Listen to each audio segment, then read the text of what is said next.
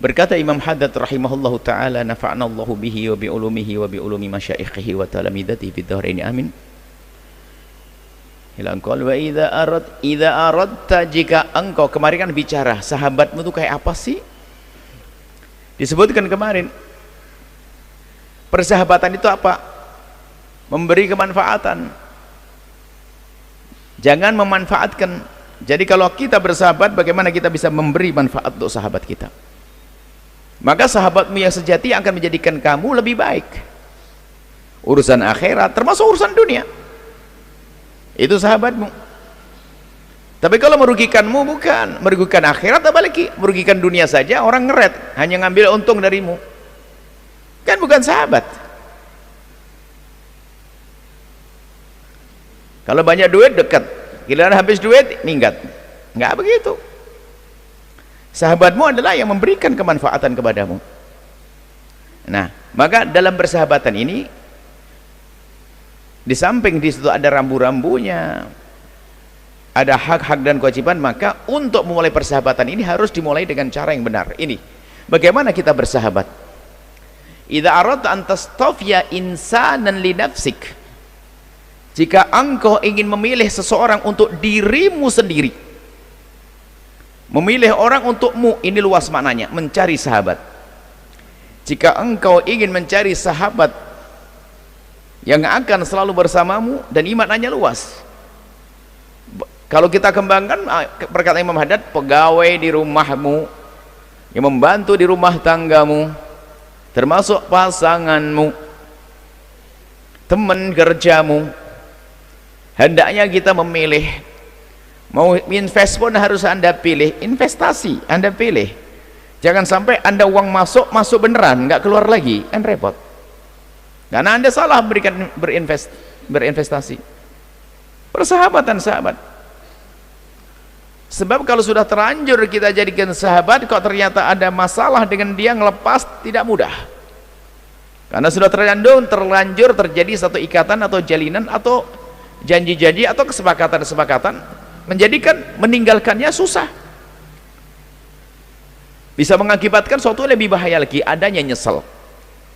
Maka kata Imam Haddad, idza aradta an tastafiya, jika engkau ingin memilih insanan, seseorang, li nafsika, untuk dirimu sendiri kau jadikan sahabatmu, orang dekatmu, teman ngobrolmu, diskusi, fala ba'sa, maka tidak apa-apa. Maksudnya hendaknya adalah antam tahinahu, engkau uji dia, diuji bima la yasihhu, dengan sesuatu yang menjadikan tidak benar al-istifa'u, pilihan bidunhi, dengannya. Maksudnya kau uji dengan syarat-syarat yang jika tidak memenuhi syarat nggak boleh jadi kawanmu. Artinya harus ada rambu-rambu. Jangan setiap orang kita jadikan kawan. Pilih dong yang sekiranya paling mahal adalah akhiratku selamat. Kita memang tidak boleh merendahkan orang. Orang tidak baik kita merendahkan, nggak boleh. Tapi untuk tidak merendahkan itu bukan berarti kita harus menjadikan dia kawan dekat loh ya. Jangan salah paham. Anda dalam bersahabat itu memilah dan memilih yang sekiranya tidak merusak urusan akhiratmu paling penting, dan juga urusan duniamu. Kalau urusan akhirat tuh kayaknya jarang terlalu paham orang. Tapi kalau urusan merugikan akhirat langsung ngerti. Bagaimana kalau kamu berkawan dengan orang yang dia akan menghabiskan hartamu? Oh jangan, nggak boleh, langsung paham. Tapi urusan akhirat, padahal lebih mahal akhirat.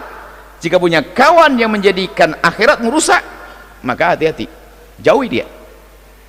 Maka berkawan pun kita memilah dan memilih, diuji. Bagaimana mengujinya? Ujiannya ada bermacam-macam cara, tentunya ada. Nggak bisa kita tanya bagaimana keadaanmu baik, tapi dengan pergaulan atau dengan melalui orang yang pernah bergaul dengannya. Dengan bergaul, kalau persahabatan bisa saja bergaul. Tapi kalau nikah kan tidak perlu bergaul dulu, maka nggak perlu bergaul dulu, tapi melalui orang yang pernah bergaul dengannya. Sampai begini, Jika engkau seorang perempuan lalu engkau pengen tahu tentang laki-laki yang akan kau jadikan suamimu, kalau pengen tahu tentang dia, bukan engkau langsung bertanya kepada dia, nggak akan terus terang dia. Kalau tidurnya ngeces, nggak akan ngomong, suka ngompolan, nggak akan cerita dia, ngomongnya seperti nggak akan ngomong. Maka cara yang paling tepat adalah jika engkau seorang wanita kemudian engkau menghendaki seorang laki-laki, ingin tahu keadaan dia, maka kirim pamanmu, kirim saudara laki-lakimu untuk duduk dengan dia. Seminggu aja sudah ngerti bagaimana cara tidurnya, kebiasaannya, ngomongnya, emosinya, segala macam. Bukan dengan dirimu sendiri. Kalau dengan dirimu sendiri yang dapat adalah kamu dibohongi. Apalagi orang punya maksud jelek, dia akan menyembunyikan kejelekannya. Kelihatannya Masya Allah, tapi ternyata di balik itu ada maksud yang jelek. Ini kalau urusan pasangan, harus tahu keadaannya. Tapi untuk mengetahui seseorang tidak harus kita bertanya langsung. Bertanya langsung bahaya, akan tertipu. Sehingga kalau dalam budaya anak zaman sekarang, pacaran itu adalah tertipu. Nggak ada orang polos-polosan, semuanya menyembunyikan. Kalau apel bahasanya orang itu ya pakai baju pinjaman tuh, mobil rental, traktir, ngutang. Nah, kurang lebihnya itu kalau guyonan anak-anak muda. Sama, orang tidak akan dia ngomongkan tentang ketidakbaikannya, dia akan sembunyikan, yang penting aku dapat dulu. Tapi kalau melalui orang-orang yang kita percaya duduk dengan dia, akan ketahuan semuanya, lebih akurat. Nah, ini kalau urusan pernikahan. Dan bagi orang yang misalnya, bagaimana agar adikmu tahu tentang laki-laki itu? Kalau anda seorang laki-laki ingin tahu tentang seorang perempuan, tidak harus kita berkomunikasi dengan dia. Anda kirim adik laki-lakimu, abangmu atau pamanmu untuk duduk dengan dia. Bibikmu, anda seorang laki-laki, anda seorang laki-laki ingin mengetahui seorang perempuan, kirim bibikmu, kirim adik perempuanmu untuk duduk dengan dia, tanpa ketahuan, tanpa diketahui maksudnya untuk duduk dengan dia. Duduk biasa, wajar, bergaul, maka akan ketahuan aslinya. Maka akan muncul kesimpulan, Masya Allah anaknya lembut, anaknya begini, anaknya Masya Allah. Kemarin aku dengar dia telepon dengan ibunya, luar biasa sopannya. Kan kebaca ini karena pergaulan, bukan di saat di masjid saja. Enggak, orang ketemu di masjid belum jaminan. Suatu ketika ada orang, Sayyidina Umar akan menentukan seorang gubernur. Akhirnya orang mengatakan dia kelihatannya layak untuk jadi gubernur. Oh ya, dia orang baik ya khalifah. Baik. Kamu tahu dia? Tahu. Kenal di mana? Di sini, saya melihat selalu di masjid. Baik. Kamu pernah jual beli dengan dia? Enggak ya khalifah.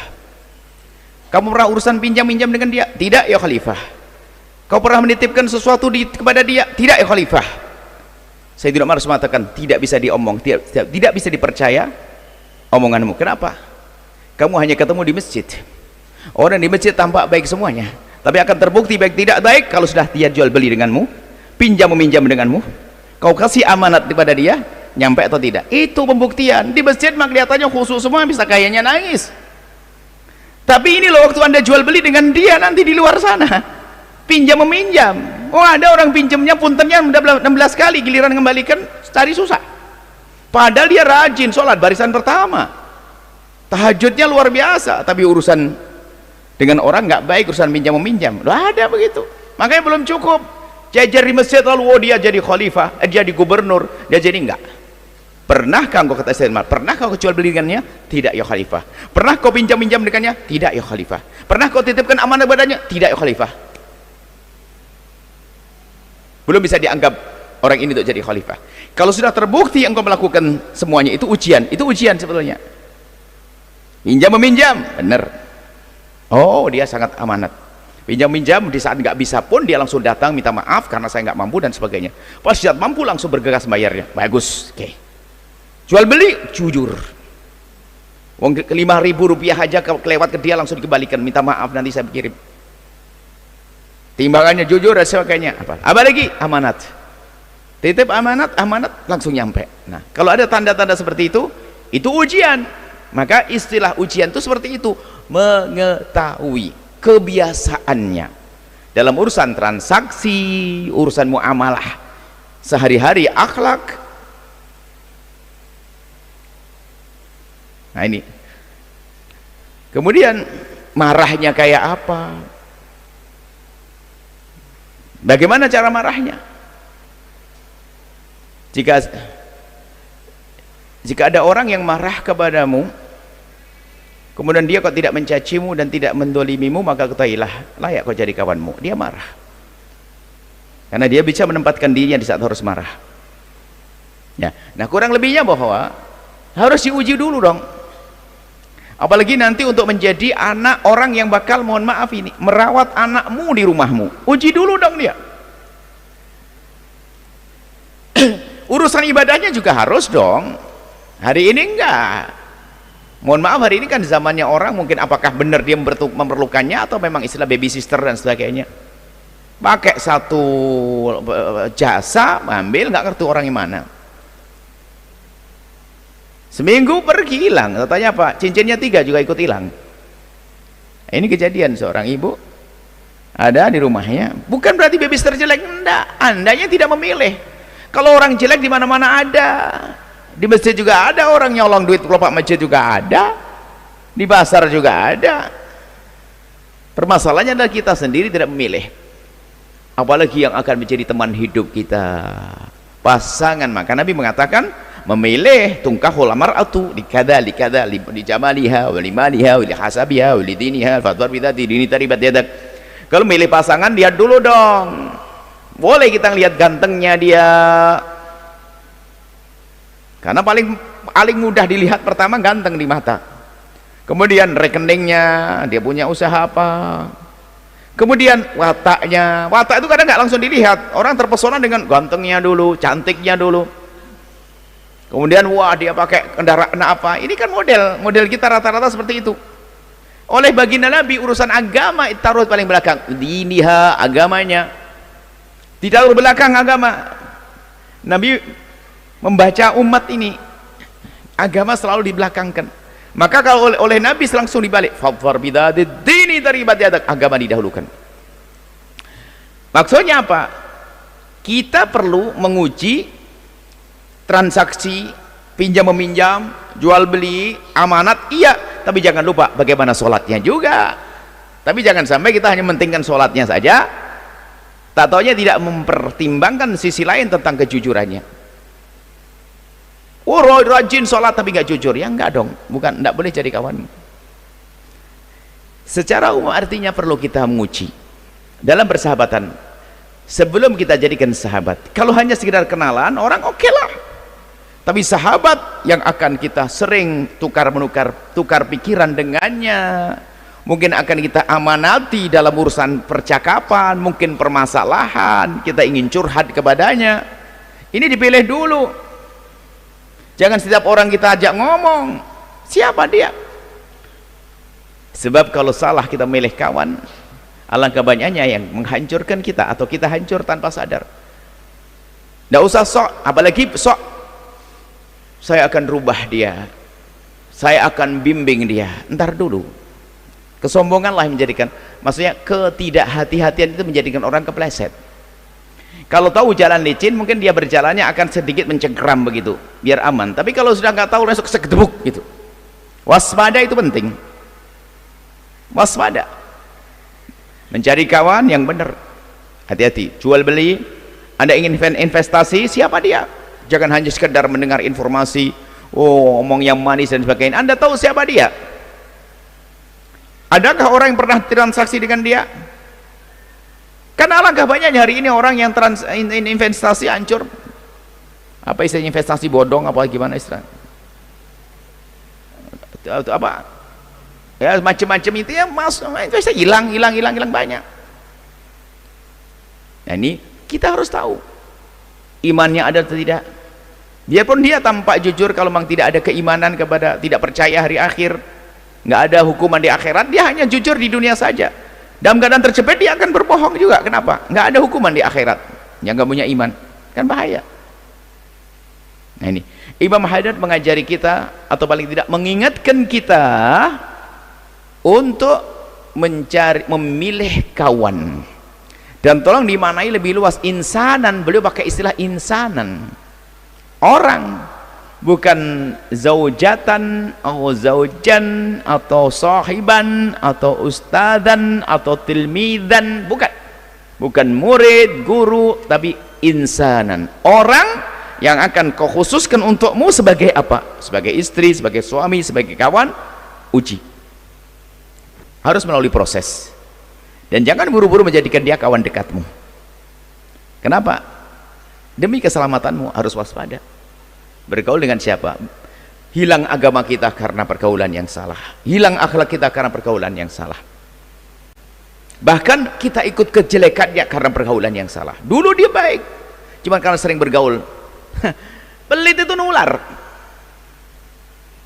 Dia mah aslinya dermawan dia, biasa ngasih, cuman berkawan dengan orang pelit. Suatu ketika lagi berjalan dengan satu kawan barunya, cuman dia pelit. Kawan barunya rupanya di perjalanan itu bawa makanan, dia makan sendiri dia.